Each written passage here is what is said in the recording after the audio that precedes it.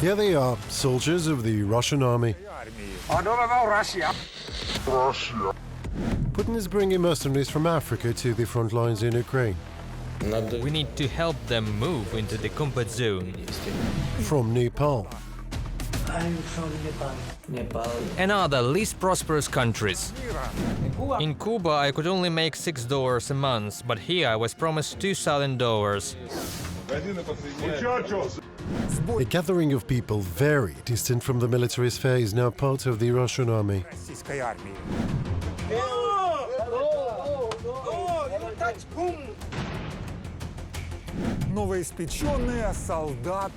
Newly minted international soldiers from Africa, Asia and Latin America mixed with convicts, cannibals, pedophiles and homicidal maniacs. The Russian army takes everyone indiscriminately.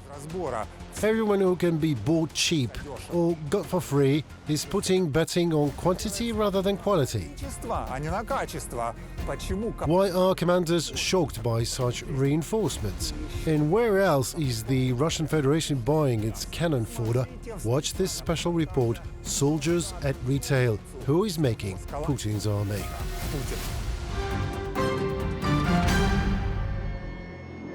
The Russian army is desperately short of men. The losses at the front are enormous. On average, 1,500 soldiers are killed or seriously wounded every day. The Kremlin urgently needs to bring in new people to replace the dead. There are not enough contractors for this and not enough people willing to die for money. Putin does not want to carry out mass mobilization, so he found a way out that would seem cheap and easy to lure the inhabitants of the poorest countries of the world with money. Recruitment is in full swing in Africa, Somalia, Ghana, Burkina Faso, Sierra Leone. Russian agents promise citizens of these countries great, by local standards, money. They lure them to Russia, then often lie to them saying that they are going to work inside Russia. When the Africans arrive, they are thrown to the front line in Ukraine.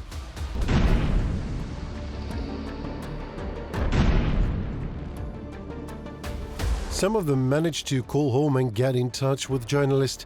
They beg for help. I'm begging my fellow Ghanaians to help us get out of here. For example, in August of this year, citizens of the African state of Ghana came to Russia where they were promised jobs as security guards at an agricultural enterprise. Immediately after their arrival in Russia, the men were taken to Kostroma and given labor contracts to sign, as they were told. He told us, sign it, don't you trust me? The Africans signed it without even reading it because they don't understand a word in Russian. The paper turned out to be a contract for recruitment into the Russian army for the war in Ukraine. Then the men were transported to occupied Donetsk, and there they faced reality. The commander told us that we were going to the front to fight in the war. We wanted to escape, but we couldn't. We can't go anywhere, not even to the restroom. The military follows us. Many Africans accepted the fact that they found themselves at the front line, and some even knew from the very beginning where they were going, and Russians are making propaganda videos with them. So to say, they're fighting for Russia, but the only thing keeping them here is fear and the prospect of money. None of the Africans know Russian. The training turns into a farce.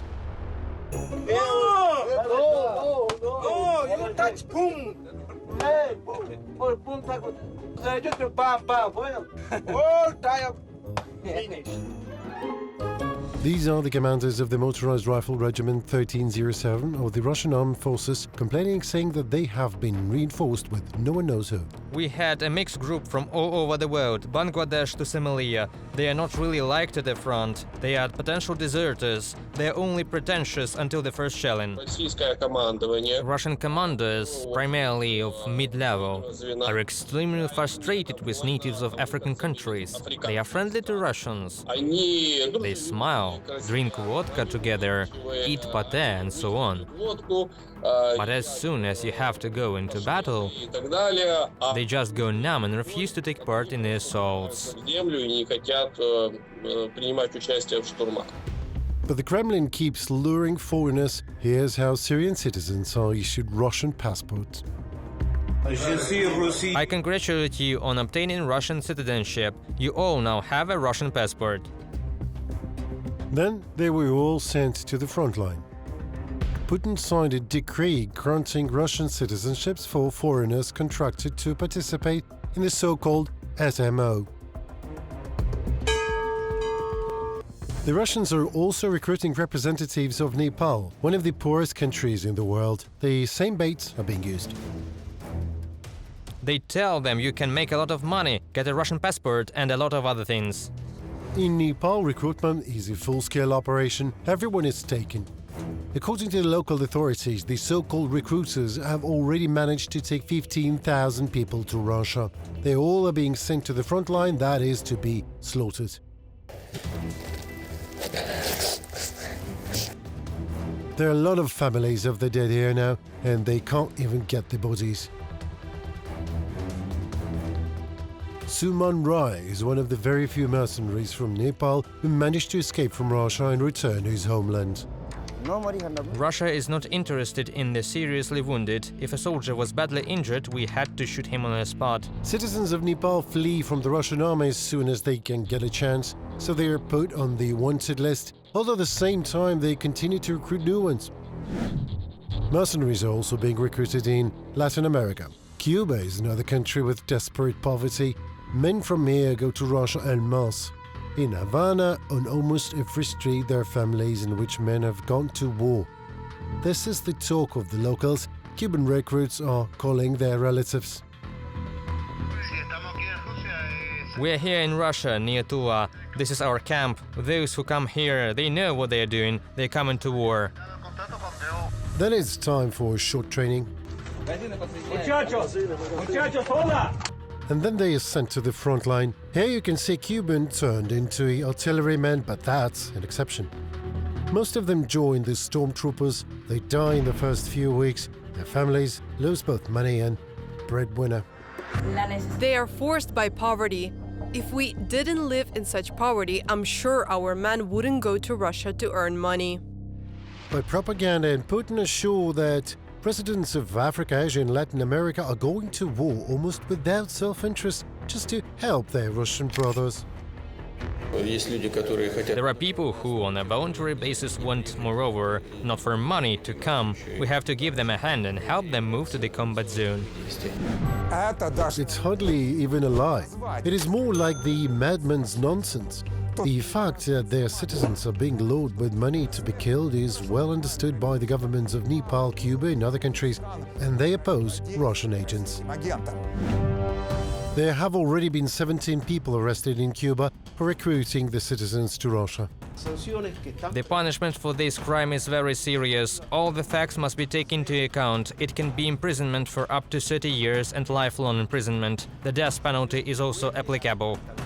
The detainees' actions are regarded as mercenarism and human trafficking. Similarly, in Nepal, 20 recruiters were arrested. They were seized with bundles of currency, passports and forged documents. To combat Russian agents, the Nepalese government has created a special police unit to hunt down middlemen. They lure people with the help of social networks. Families of dead Nepalese hold demonstrations in front of the Russian embassy. People are now demanding the return of the bodies of the dead from Russian authorities. Russia is luring people out of India as well. The recruiters work in the poorest regions and they lie to people. This man here says his brother was promised a job at a transportation company. He believed it. This picture shows my younger brother Ravi. The agent told us that he would send him to a good job with a salary. A few days later, my brother got in touch. We were shocked. He was wearing a Russian military uniform. He was sent to the front in Ukraine, where he died. There are more than 100 such stories known to the Indian authorities. Putin has already raised the eye of the country's prime minister. At the talks in Moscow, Narendra Modi demanded the return of all Indian citizens recruited for the war. The Kremlin owner promised to terminate contracts with Indian fighting in Ukraine. It is not yet clear whether they have returned, but there is a chance that at least here Putin will fulfill his promise. After all, he is now very dependent on India and the money he gets from selling oil there. The Kremlin regime is actively recruiting Serbian citizens as well. The Russians are directly offering them to go to war. They don't lie to them about working as guards. But the Serbs who went to the front line also regret it after a while. They say they're treated like livestock, like expendable labor. There are video messages about it. They gave us a rifle, but it had 2 magazines. We said we can't attack with 2 magazines, we can't storm the village, we need at least another grenade launcher, and the Russian commanders told us that you would get it for yourself in battle. Former mercenary Dejan Beric also spoke about the attitude of Russians towards Serbs. He's an ardent supporter of Putin. He used to fight for the so-called DPR, then helped the Russians to recruit Serbian mercenaries. But even so, he cannot refrain from being outraged at what is now happening to Serbs on the front line in Ukraine. They are treated like livestock in this 119th regiment. The command of this regiment is an organized crime group. After they refused to go to the assault, the commanders declared them deserters and war criminals. And representatives of military counterintelligence broke into the camp and beat the Serbian fighters with rifle butts.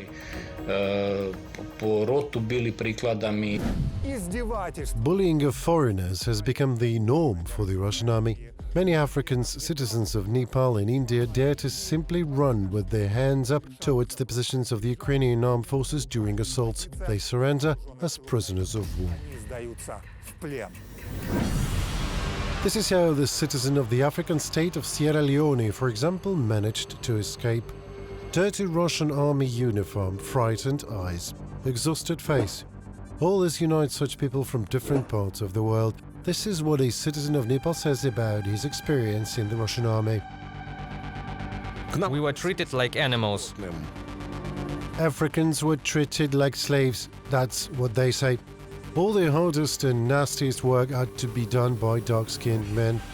And during attacks, they were pushed ahead of everyone else. The Russians stood behind and shot those who did not follow the order, which consisted of one simple English word. The Russian commanders were just screaming to us, "Go, go, go!" That's the only word in English they know. In English that I heard from them. Sri Lanka citizens report being beaten. We saw a Russian commander beating up a Sri Lankan. He came badly beaten with a swollen face, and I realized that they would beat me too if I refused to attack. And here is a Cuban citizen describing how the foreigners were equipped. I had neither a helmet nor body armor. That's what I was wearing, in a trench. And the promise of huge payouts turned out to be scam. I'm from Nepal. I'm from Nepal. I had no money. That's why I joined the Russian army. They only paid me 4,000 rubles once for 1 month and 20 days. At first, they said they would pay me 195,000 rubles for 1 month, but they didn't. In fact, all these statements by foreigners in the Russian army are very similar to Russian soldiers themselves. They have been recording the same appeals to Putin for a long time. They are also being deceived with money. He cannot find money to pay servicemen, to help their families. We can't pay for utilities, for light or for gas. We want to know when Ulyanovsk mobilized soldiers will be paid. They're also sent into an attack to be slaughtered. Because of the criminal actions of our leadership, we are suffering heavy losses. They make us leave both the dead and wounded. Those who were wounded just bleed out. They are not evacuated. There are criminal orders to push forward the remnants of people under pain of death, threatening them with weapons. Yuryevich, a Russian military doctor who was awarded the title of a hero of the so-called SMO, says the same thing.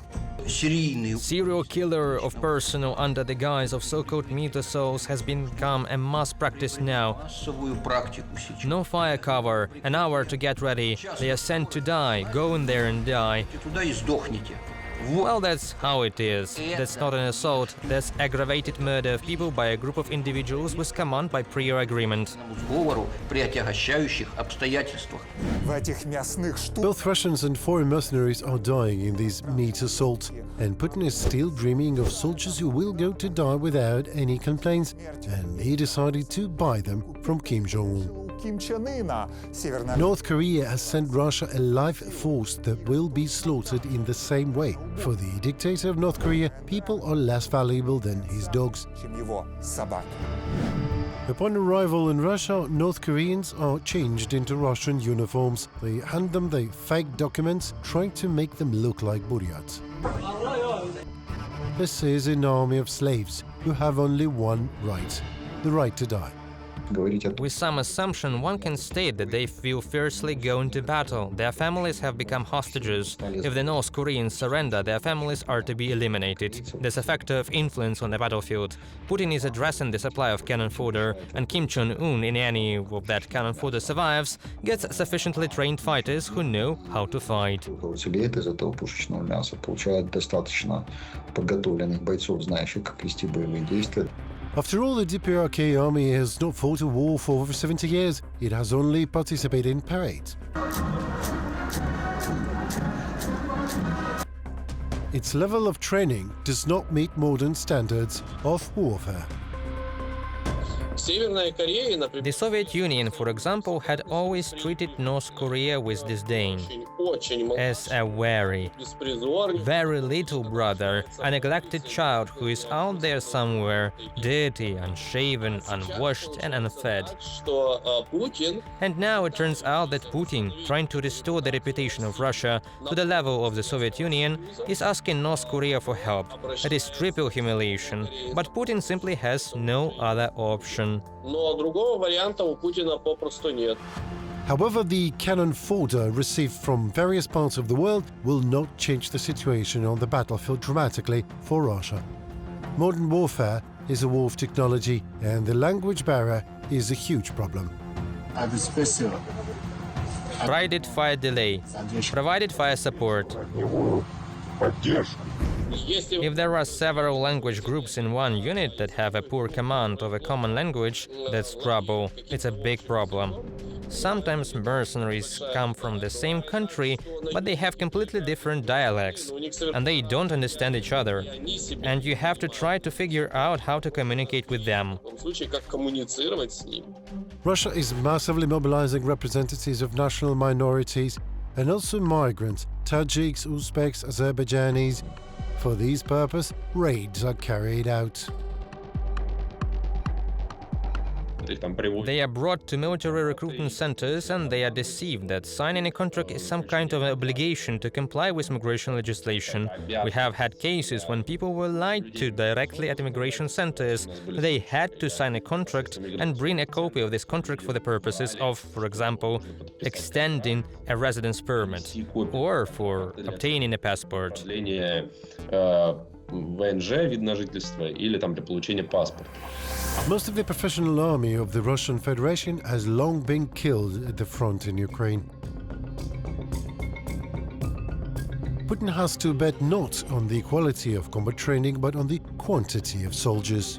Everyone is being taken without consideration. Those Russians who are not distinguished by their intelligence are being taken as well. This man bet his friend a bottle of cognac that he would not be accepted into the army. He was sure that the armed forces of the Russian Federation did not need people like him with a bunch of diseases and alcoholic on top of it. When he came to sign the contract, he was definitely taken. Almost without training, he was sent to the front line. There he lost his limbs. Now he has no interest in cognac. He is in Ukrainian captivity.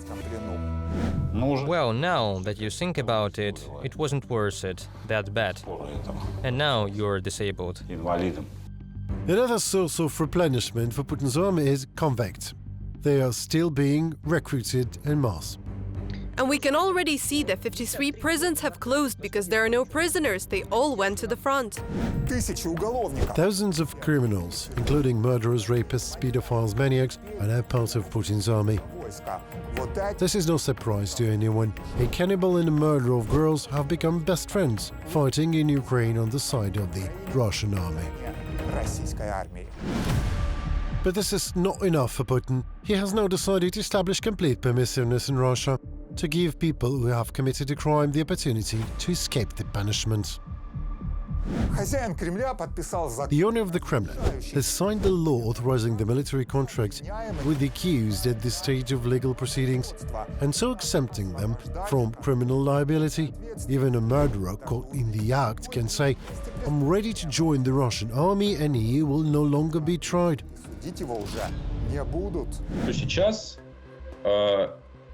Now this right to go to war gives an indulgence from criminal responsibility from any act a person would commit. Любого деяния, которое бы человек совершил. The pre-trial detention centers are already preparing to send defendants to the front en masse, according to human rights activists. They try to make the conditions in pretrial detention centers unbearable so that people decide to go to the war. There are 100,000 people plus in Russian pre-trial detention centers. The authorities intend to recruit at least half of them. That is probably over 50,000 people will go in a year. In addition, Russian police officers have been instructed to recruit detainees before they get to the pre-trial detention centers. They are paid bonuses for this by their superiors. 10,000 is a bonus for police officers throughout Russia and 50,000 in Moscow for every one of these recruits. The Russian army is gradually adding to the usual mobilized and contract soldiers a rattling mixture of criminals and sadists. The poorest people from all over the world who have been lured in by deceit or money are also being dragged in. At the same time, the propaganda screams about signing contracts and the promised payments continue to grow, except that there are fewer and fewer people willing. Those who did not want to go to die for Putin's imperial ambitions for 1 million rubles will not go to die for 2 million, and they will not go to die for 3 million. Raising the amount on billboards won't work. I think that an average Russian who wants to make a lot of money very quickly, having signed a contract with the Ministry of Defense of the Russian Federation, having found himself in a trench with an African, a North Korean, a cannibal, a pedophile and a maniacal rapist, will understand that in fact these ideas of the so-called operation, the glorification of everything, has, to put it mildly, taken a wrong turn somewhere. Putin could stop putting Africans, migrants and criminals into his army and just start a second wave of mobilization, but now he is afraid to do so. Putin fears that mobilization itself could lead to unrest, and unpredictable in fact, because even his court sociologists are constantly recording an increase in people's anxiety. Increased anxiety could eventually turn into what Pushkin wrote about, a senseless and merciless Russian revolt.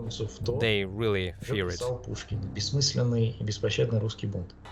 Protests have already taken place in Dagestan, Yakutia and other regions. The movement of wives of mobilized people is spreading more and more across Russia. A new wave of mobilization will mean that Putin will have to sacrifice sacred cows and start grabbing people en masse for war. In Moscow, St. Petersburg and other major cities, there will be many more dissatisfied people. Multiply them by 100, by 1,000, there will be a movement in every region, which will create a wave, and further on it can follow an unpredictable trajectory. All this can start with those very mothers and wives of the mobilized, and further on it can go domino-like. For example, the Caucasus and the Volga region may protest.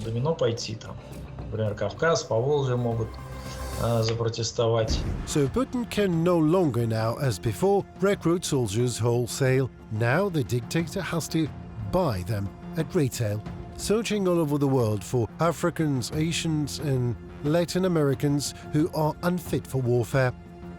They are simply thrown into the attack as cannon fodder. The Russian army is now made up of a very diverse cast of characters. Those who do not go into attack for some mythical idea, they are driven by fear and the barrier troops behind them. And more Russians realize that promises of huge payments for signing a contract to participate in the war are a cheese in a mousetrap. They understand that they need to look for any opportunity to avoid mobilization, and that, for Putin, the life of a Russian citizen means no more than the life of a citizen of Cuba, Nepal or Somalia. Maxim Ulabov, Special Report.